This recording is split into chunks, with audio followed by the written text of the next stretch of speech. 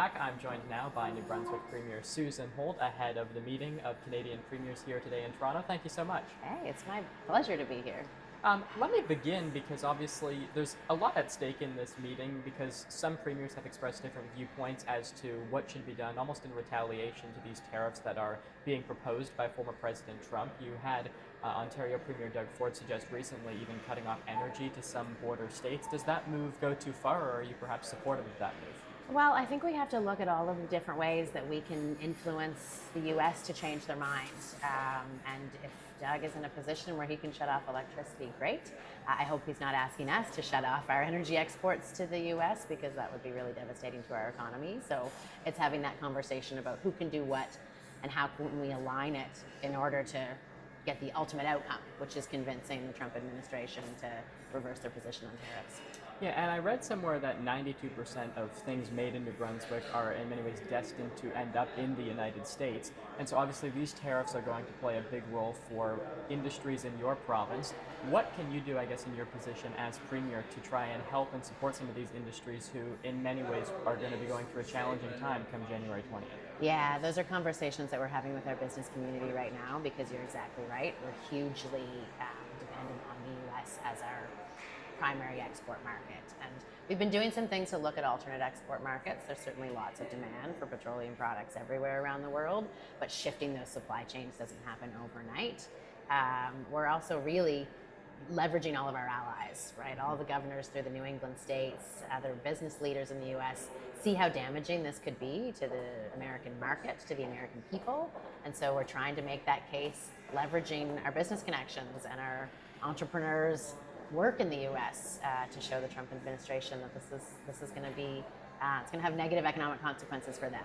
At the same time, we're talking to our seafood producers, our forestry industry, and others about what we might be able to do to put together the kind of supports that'll help alleviate some of the pain of the tariffs wherever they might land, if they land.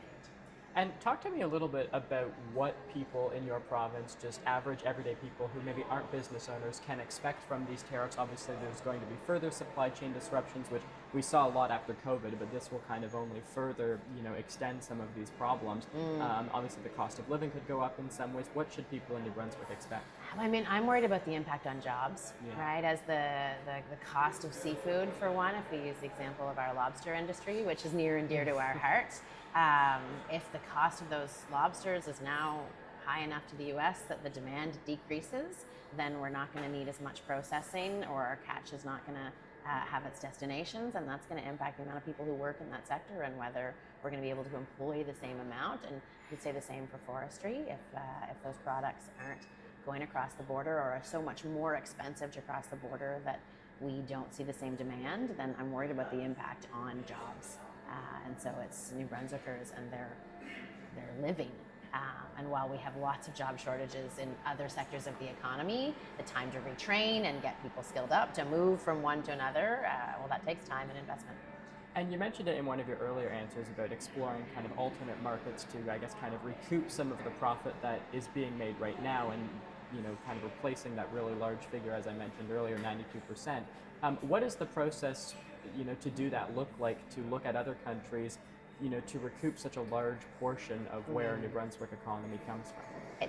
Thankfully, it's not new, right? We have been working to diversify our trade markets for a long time, and when the Canada-Europe trade agreement came into place back, I think it was 6, 7, 8 years ago, we started our efforts to develop those markets, and we can ramp that up even further. We're actually seeing quite a bit more demand across Canada as well, so exporting from New Brunswick to our friends here in Ontario or out into the west or beyond, there's opportunity there for us that is a little bit logistically more accessible because we're not talking about shipping and going across the Atlantic Ocean.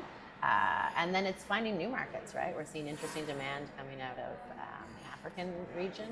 And so exploring places that could really use and appreciate our petroleum products, our forestry products, our seafood products, our agricultural products. What role does the federal government play in supporting provinces like yourself during this type of a challenge? Well, I think the key role that we want to see from the federal government right now is leadership on the response to the suggested tariffs and how we demonstrate clear action on our border security, how we're partnering in the fight against fentanyl, how we're demonstrating that economic impact to the U.S. and leveraging the business community. So we need our federal partners to lead this effort and help us all come together so that as we each do our own things with our own governors and our own connection, we have the kind of strong leadership that pulls it all together to get the result we're looking for. Okay, we will leave it there. Premier Susan Holt, thank you so much. My pleasure. Thanks, Wyatt.